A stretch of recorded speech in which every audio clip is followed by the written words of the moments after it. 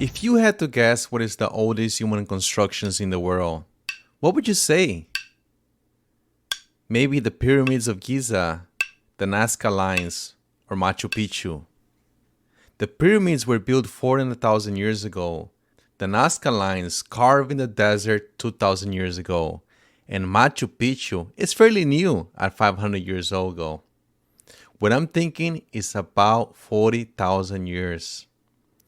I will give you a clue. This construction is built by the world's longest civilization, dating back 60,000 years ago.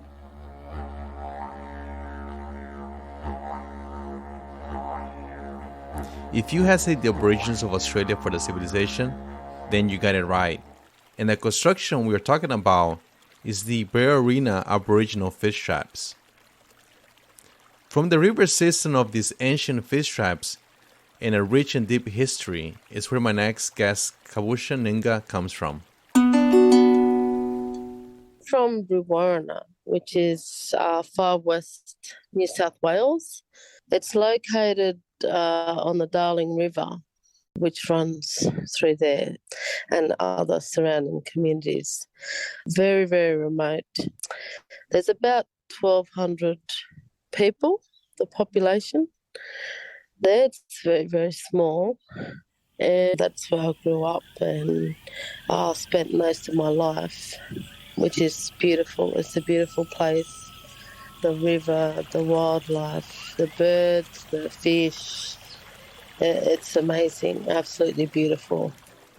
Thank you for joining us on Indigenous Earth, where we talk to Indigenous conservation heroes from around the world and learn from them on the traditions and practice of protecting our planet.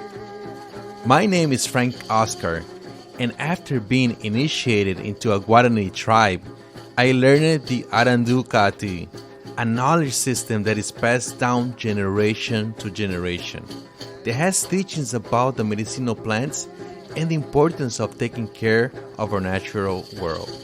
After moving to the United States, I started making friends with indigenous people from all over the globe and realized that many of these communities had similar teachings of protecting the planet. Now, as we humans face the biggest challenge we ever face with climate change, it's more important than ever to honor that indigenous wisdom. That's why I created this podcast, to hear from these conservation heroes from indigenous communities and learn from them on how we can too protect our precious planet. Now, let's hear back from Kabushka as she tells us about the river she grew up on. The river is the life of the community. So, and as a kid, even as an adult, people still swim in the river. There's fish, you go fishing, you catch the fish, which is beautiful freshwater, yellow belly, they call it, and cod, and crayfish, the yabbies, and then the mussels are in the river. It's just beautiful. We used to spend all day there, like go there in the morning and then just stay until like we couldn't see dark time, you know. And everyone does that. It's beautiful. So the fish traps are one of the wonders of the world. It's a traditional landmark in Brewarrina, ancient history. The fish traps were made by the Indigenous people that lived off the land thousands and thousands of years ago, and they built these fish traps to catch the fish. So they have these fish, and what they do is the fish they go into it, they swim into it, and then they get trapped there. So then they would just walk over and grab the fish or spear the fish, and it's just amazing. And it's still there. It's still there. No one touches it. It's very sacred to the community, to the people, to the culture, and just absolutely amazing. Yeah, it's phenomenal. You can feel the spirits, the connection to, you know, the ancestors and the history. It's just the way that it connects with you, with your spirit, is just, it's amazing.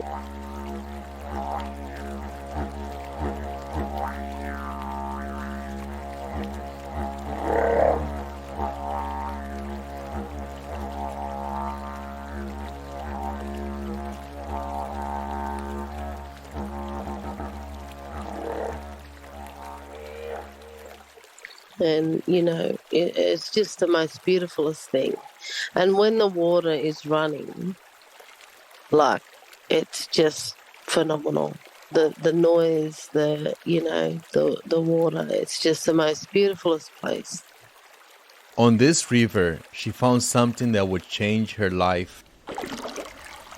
And then down the bottom of the river, of the weir where the fish traps are, you have the traditional ochre, which is, it's a rock. And what they are, these rocks are different colors.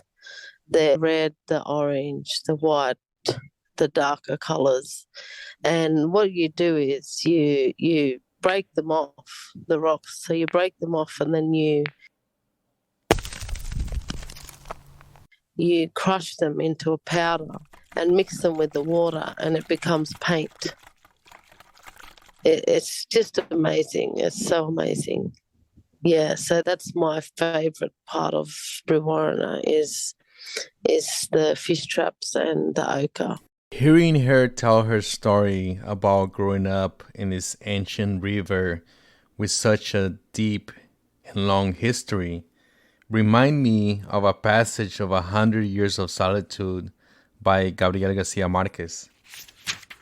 At that time, Macondo was a village of 20 adobe houses built on the bank of a river of clear water that ran along a bed of polished stones, which were white and enormous like prehistoric eggs. The world was so recent that many things lacked names, and in order to indicate them, it was necessary to point. And you were mentioning that you can split some of the rocks and you can make paint out of that. And I know that you're an artist that, you do a lot of traditional dot art, circle painting. Was that something that kind of inspired you to become an artist, just being surrounded by that creativity and that paint? I think so, yeah. Like, I think so. I think because, see, my family, they fished a lot. So, you know, my mother would take us to the river. Like, she would fish all day and we would run around and play and, you know, do things. We would fish as well. But, you know, as children, you just explore. And, you know, I think that's what happened to me. You know, I went there and I just would play around the rocks, hide in them. And I used to find it fascinating because when I would break them off, I would draw on the other rocks with them. I think my young mind was fascinated with, you know, how is this happening? This is a rock and I can like draw with it, you know. So yeah, and I used to do that all the time when I used to go there, and I used to just sit all day amongst the ochres and yeah, make paint and draw and paint. Yeah, That is so cool. Like since a little amazing. kid, you were inspired by your surroundings to use your creativity. And can you tell me more about the traditional dot art painting? Yeah, so the traditional dot art painting is, so that's our culture. That's how we keep our culture alive. Is, you know, we interpret traditional symbols into art, and that's how we make. That's how we share our stories through the artwork and the symbols. It's really amazing how it happens and how you can read stories through the symbols. It's phenomenal.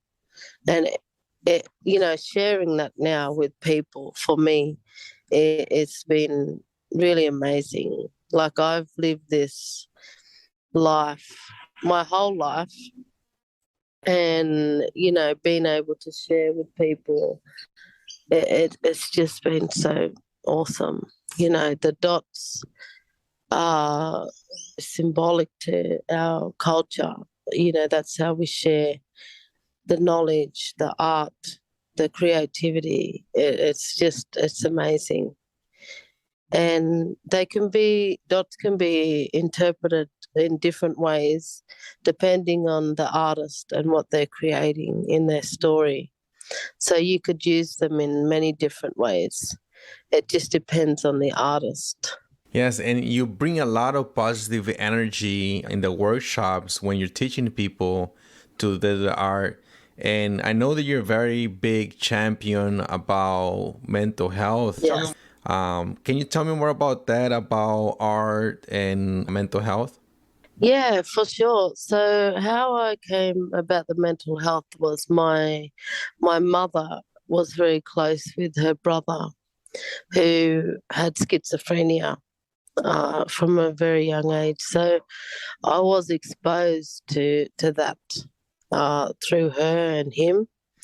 And when he was young, he committed suicide in a psychiatric hospital uh, in a city. So my mother then, and I was very, very young, probably about maybe 7 or 8 years old.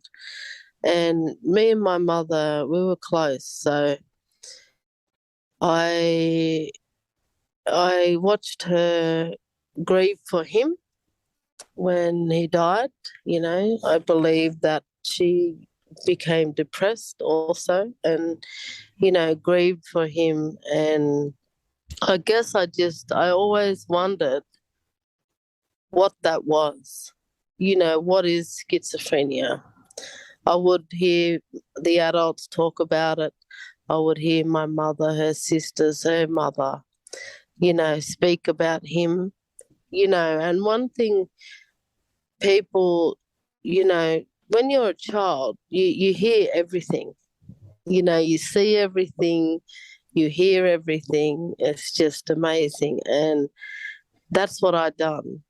So I watched and I just got really curious about schizophrenia, and I wanted to know what happened to him, what happened to my mother. I was very, very curious.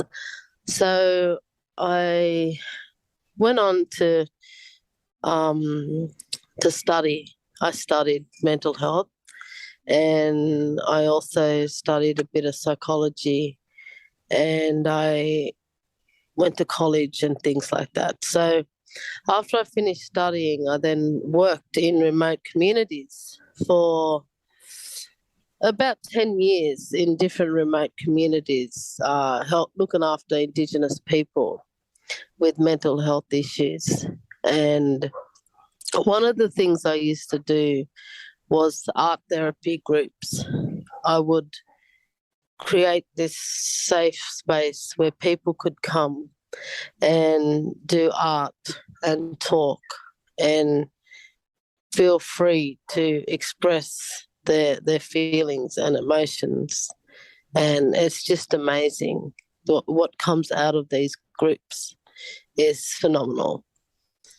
And so that's where I then created mob art therapy now, which is what I do now.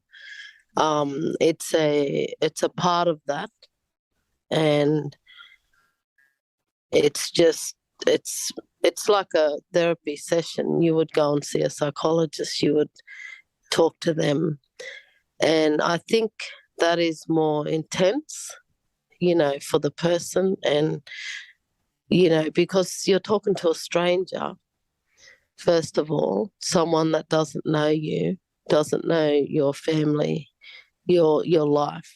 So when you do that, and you go in and you sit down and you have this, like the setting is set, and it can be very intense for people and confronting. So I just switched up the environment and I make it so it doesn't look like that. It's very funky, very cool, very chilled, very relaxed.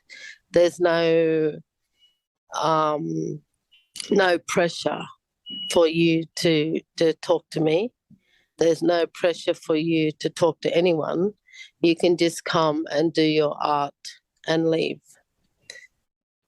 So it's just, I think, the environment that you create as well for people, and it's absolutely amazing. The things that come out of it is very phenomenal with people and the way they react to it. You have the music, the dance, and these are traditional healings of my culture. You have the music, the dance, the yarning circles. It's just phenomenal. And to bring that into that environment so people can feel free and safe to talk to you is just really cool. So, yeah, that's how that came. Yeah. Yeah. And, I'm sorry for the loss. I also lost many friends to suicide. And I think it's very important Yeah. just to bring awareness to that. So what I'm going to do is I'm going to put the crisis hotline on the text descriptions for anybody that is out there and needs professional help. And I'm really interested on how you harnessing these traditions that have been around for thousands and thousands of years to bring balance to people, to their well-being. I think that is so fascinating. And can you tell me more about that? Yeah, like these. So we have the yarning circle. It's called a yarning circle, and yarn just means talk. So that's what yarn means, and we call them yarning circles. So what it is you sit around and you talk to people. You talk to your family, your uncles, your cousins. They will light a fire. We will just sit around the fire and talk to each other and just share, what's going on in our life. Just being able to speak to someone, you know,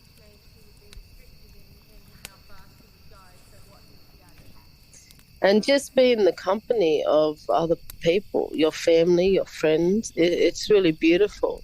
So that's what we do um, as a people, that's our culture. So being able to share that with other people is really cool as well. Of course, it's not in my community, but we create the space for people to have a yarn and circle in the groups. And you don't have to speak. There's no pressure on anyone. If you want to talk, you can. Usually that's what happens. People they get that vibe of, it's safe to be here, it's safe to speak to someone, which is really cool. And then, so that's one of the things that we bring. And then, of course, the music and the dance and stuff like that. I think everyone can relate to music and dance. I think music it's very powerful. It can connect to a lot of people. And so bringing that to the groups is really, really special as well, because that's something like we grew up with music and dance. And, it's just really fun. You get this really sense of freedom and just not being afraid to just, dance and sing and just be happy, It's just really, really, and it makes people happy. You hear music when you put all these things together in this mob art therapy, you have the yarn and circles, the music, the dance, the art. It's just phenomenal. It's crazy. Like you have this environment where it's a therapy session. It's just in a different format, in a different way. And it's so cool. It's very, very cool. That's fascinating. So you're providing both the Moab art online and also the dot art, right? So you have workshops Yes. online that people can participate. Yes. Yeah. Yeah. And I noticed that a lot of the art, especially the dot art circle, there's a lot of animal representation on that art. Can you tell me more about that? Yeah. So the animals are, they're one of the main things of our culture because, we live off the land.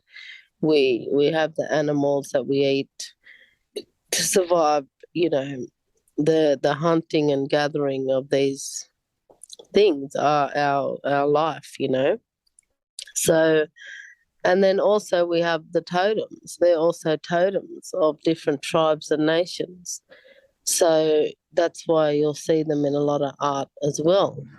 Um, we can do hunting paintings, or it could be just about your totem, where you're from, and that's why they're used in the art because they're very symbolic to us, to our spirit and our culture, which is really beautiful. Yeah. Yeah, I know that rock art is the longest human tradition and Mm, is still practiced in Australia by many mm-hmm, communities that go to these places of power to repaint or redraw some of these carvings that are thousands of years old. Is that mm-hmm. somewhat related to the dot art circle? Is that different? Yeah, no, the symbols, we don't do the stick figure symbols, but it's not exactly the same, but it can look the same if depending on the artist and what they're creating.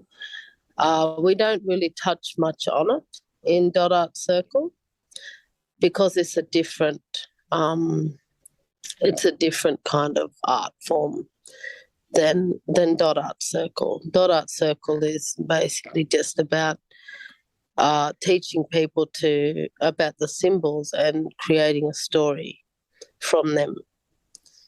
So it's kind of a different kind of art to the stone art, the cave art. Yeah. A lot of this art comes from traditions of telling the stories orally from one person to the other, continue to tell the stories through generations. And are you aware of any of those stories that relate to being more in balance with our planet, to protecting maybe the animals or nature? Yeah, and we're taught this from, birth. We are connected to the land. That's our culture. The animals are us. We are them. That's how we grow up. And there are some that we can't touch, and there are some that we can touch. There are places we can go. There are places we can't go, which is very sacred to the land and to nature, because we have to protect the animals. The animals are very beautiful. We have birds that send messages, messenger birds, and, things like that. The animals, they are very smart, and, we can relate to them and they can relate to us. So we have to protect them and make sure that they are happy in their environment. And yeah, it's really, really beautiful. Wow, that's so it's so astonishing you're talking about the message birds because I'm actually working on a different episode for this podcast talking about a message that I got from a bird after my Mm. initiation into the Butterfly Creek tribe in Paraguay. So it's kind of interesting. I was just talking Wow. about this earlier today. So it's cool that in Australia there's a little bit of that same tradition. Mm. And on your opinion, like what is one thing that people can do to protect the planet or being more in balance with themselves? Yeah, like one of the, just let the animals be. You don't have to touch them. You don't have to do anything with them. That is their home. That's where they live, and you just let them be. You don't have to interrupt their environment. That's their home. That's where they live. And I myself, I like to wear no shoes because I like to feel grounded and connect to the earth because we are the earth.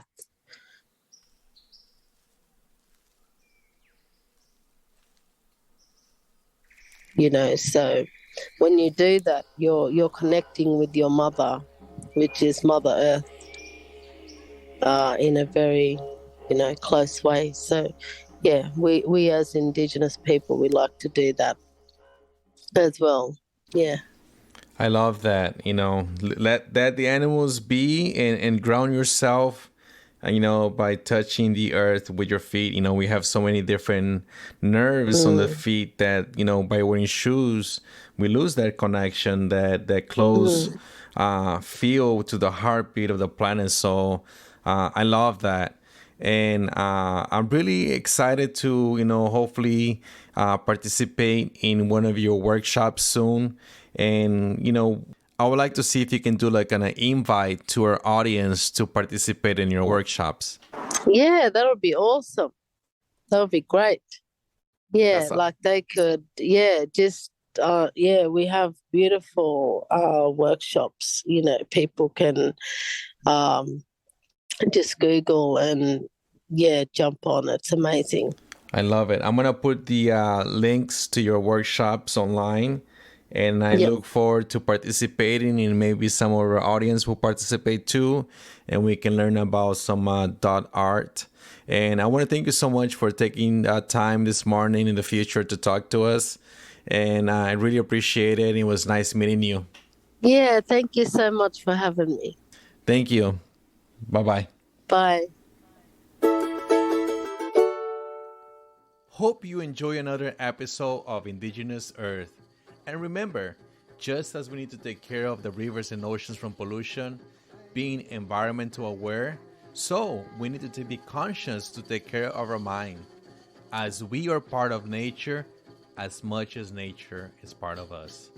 So make sure to stay well and take care of your spirit and mind. I will put the links to connect with Kabushka on the show descriptions. So if you're interested in joining her art workshops, take a look. For more info about this episode, visit our website, indigenousearth.org. And don't forget to share this episode with a friend, as this is how we grow our message. Thank you, Agoje, and Jajoe Shape, baby.